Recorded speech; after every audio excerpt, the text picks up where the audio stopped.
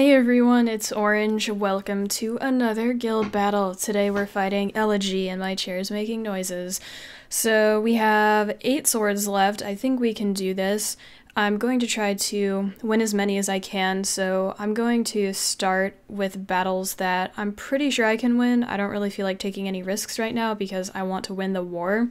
So I'm going to be checking these guys' defense logs to see how other guilds are doing and how my own guild is doing. It's pretty tempting to go for those green towers, but sometimes you shouldn't because I'm just going to get my pussy whipped.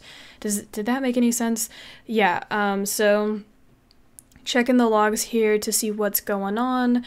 That one might be doable. I don't even really want to look higher up. Later on I will, and we'll talk about that. So I might take some time here to figure out, yeah, I think I do take quite a bit to figure out my teams, so I might skip parts of this. So I picked my second team, and the Sekhmet has a good chance of resetting.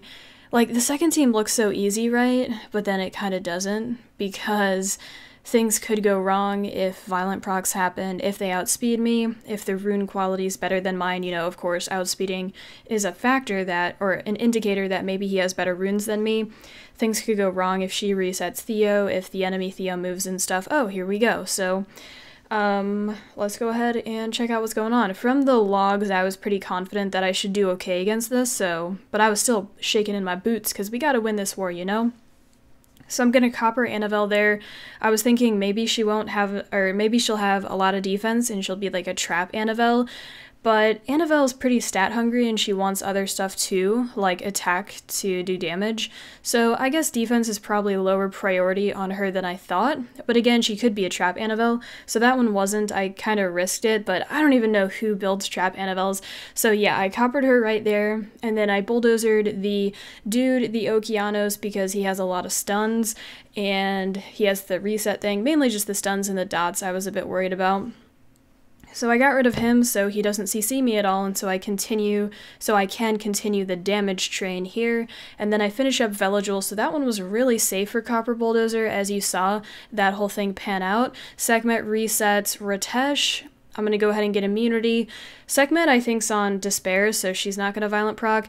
Then look at the damage here I do to Theo, and look at the damage he does to me. We both have will sets, and he does so much more with an HP leader, so that's pretty crazy, I think. Oh wait, he did have the attack buff though. I didn't quite think about that when that happened. But the first match, I want to touch on that again. My Copper Bulldozer Amesity team, Amesity sometimes dies because he's squishy. I don't know, I tried to build him okay. I'm going to show off his runes in the April rune video, because I do think he changed, but even in the March rune video, I've noticed he's kind of a problem. He kind of dies sometimes, so it'd be nice if he didn't. It'd be nice if he was as tanky as Copper and Bulldozer, but the more I think about it, Copper and Bulldozer have a lot of tanky stats because you build them with defense so they can do damage, so I guess it kind of makes sense, but Amesity just dies, like, even compared to squishy monsters like my Bernard. I feel like Amesity dies way too easily. I don't know, though.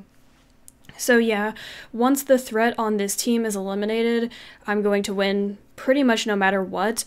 Earlier today, I had a fight versus Sekhmet Theo, and it was my Ritesh and Velajuel, so the enemy team killed my Vero. It was pretty much the same thing right here, and somehow I pulled that out, but it was really close. Maybe I'll do a commentary on that. I'm sorry for the spoilers, because that's kind of a spoiler, but maybe I will, because we're fighting a lot of tough guilds, definitely more equally matched against me than the guilds I was fighting in Privilege, because we fought a lot of farming guilds.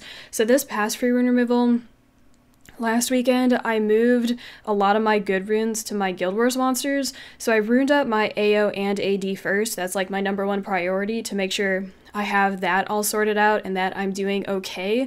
I mean, I'm doing way better than okay because I've been getting Guardian 1 a lot in Arena, and then next I runed up my Guild Wars monsters. I still don't think I have enough because on some of these fights I get a bit stumped. Maybe it's because I haven't really been in here and I need to still learn about what's good against these teams, because from what I've been hearing from my guildies is that a lot of like common things work really well, like copper bulldozer. Even copper and bulldozer by themselves work, and you can use delphoi and stuff like that. Like there's a ton of farmable things that work out, and then I have a lot of good options to mix in there. You know, I'm super blessed with good Guild Wars monsters. Velajuel, Ritesh. I'm not actually quite sure how good Velajuel is in Guild Wars. I'm pretty sure he's pretty good because he also brings damage to the table along with his supportiness. So the first team looks really juicy for my Theo, Mars, Velajuel, Ritesh. I've done this a ton, because if we look at the other team, they have a water damage dealer and a fire damage dealer. Camilla's gonna focus Velajuel, who's tanky as shit. Laika's gonna focus Ritesh, who's also tanky as shit. And then if Theo Mars gets defense broken, Camilla will go for him, but I'm pretty sure my Velajuel will move in between. Since they have the speed leader, I think Galleon might move first, but Velajuel's most definitely gonna cut in and give myself immunity. So my first team's like beautiful for that team. I know it's probably going to be 100% a win, but the second team is really stumping me. I'm sitting here and thinking, trying to figure out what the hell do I do against that, because they have a lot of heals over there. Copper Bulldozer I can't do because Orion might outspeed me or he might cut in. And even if I do Copper Bulldozer it, who do I kill? I kill probably Anavel first, because I could kill Orion or Anavel first with Copper, and then my Bulldozer cannot kill Kumar. I don't know if I said Ritesh there, but the Kumar, my Bulldozer can't kill him, and it's like a really odd situation. So I'm trying to, again, like I think right here where I'm really getting stumped is mainly because I'm a new Guild Wars player. You know, like new in the sense that this is like when people actually kind of try in Guild Wars, I guess, or I don't know, like people did have okay defenses in the guilds I used to fight at a bit lower ranking, but this is like legit mode, sort of. Okay, so let's see, what do I do for the first one?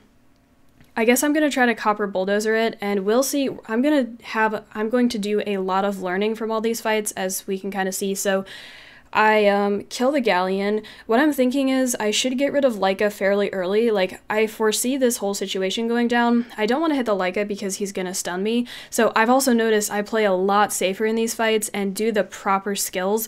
Like with my Ritesh, I've been taunting a lot of people, and in the past I probably would have Amesity AoE'd that Laika and gotten my ass stunned, but I've been playing a little bit smarter because these people actually bite back when you like attack them or whatever.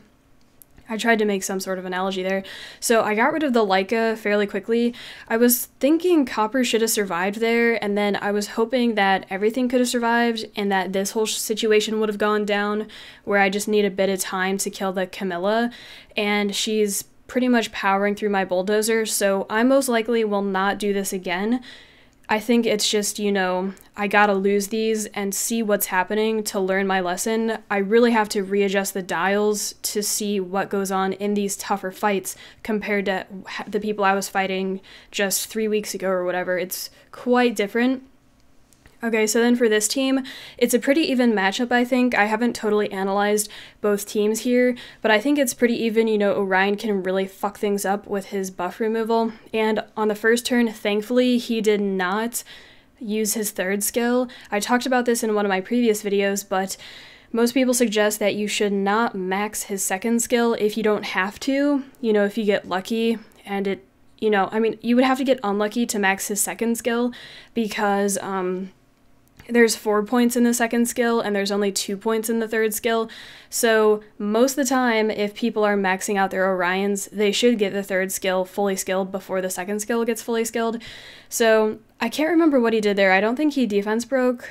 I didn't quite see, but whatever he did at the beginning, I think maybe I got lucky. I don't know the odds, though, because I'm sure there are some sort of odds out there that determine what he does, and if his second skill is maxed, it definitely adds to those odds that he does not harmless prank if the second skill is maxed.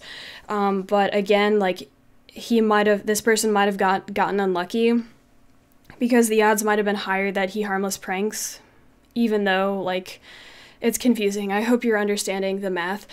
So I'm checking our swords here, and it's kind of weird when people do some swords and not the rest, because generally I just use all 3. So yeah, but maybe there's some strategy to it, just they're letting other people do their best, and then they'll come in if needed or something, or I don't know. Okay, so I'm looking up here, and I'm debating whether I should hit this. Right now, again, like I mentioned earlier, I don't think I'm really that accustomed to tough fights, so sometimes I'll see a fight and I'll be like, I can bring, a really good team, like I can bring Theo, Mars, Chasun, Huadam. I haven't been too keen on using that because I'm so used to my safety cushion of my immunity with Velajuel. So I always use the Theo, Mars, Velajuel, Ritesh team. But if I can separate Theo and Ritesh, that kind of works out, so I have 2 damage dealers. So I have been using Orion, Ritesh, Velajuel, because I find that if I don't bring any sort of damage, then things go bad, or I'll lose. But I think that's possible. I was actually watching Vayne Solodor yesterday or the day before, and he brought some teams that didn't have really any damage at all, but I think he builds his Wusa with some damage, and like his Tiana has some damage too, so I think he does bring some damage, and I don't think my support tank monsters really do. Just, either the way I have them built. Velajuel, I did try to give him some damage this time around. Okay, so that dude, I think I can take on that Nightcrawler dude. And I saw my guildmate above us beat him, so I was kind of tempted, because sometimes you can pull things out like that. You saw I had Ramagos set up for the second team, and I was hoping that I could kill the beta with Ramagos. I thought it was possible, like it looked very doable, but when it's Kamoon and Ritesh, it could have been kind of sketchy, and I could have lost it.